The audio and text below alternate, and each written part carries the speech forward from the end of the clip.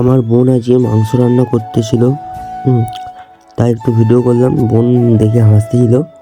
তারপরে একটু পরেই দেখি না মা পিছন দিক দিয়ে সাহায্য করছে।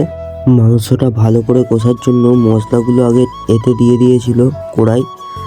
তারপরে মাংস তুলবে এবার।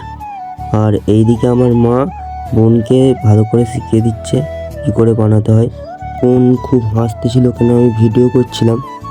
তার প্রচুর হাসি পাচ্ছিল। পিছন দিক থেকে লঙ্কা গুঁড়ো না দিয়ে দিল। তারপরে বোন বলছে ভিডিও বন্ধ কর, কিন্তু আমি তো ভিডিও করব। আরও অনেক রকমের লঙ্কা দিয়ে দিল। তারপরে এইদিকে আমার কাকিমা চলে এসেছিলো।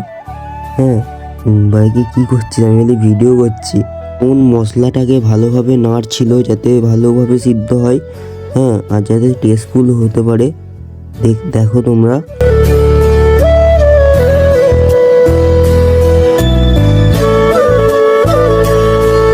এখানে মাংস রাখা আছে, আলু রাখা আছে, ভেজে ফেলেছিল আলু।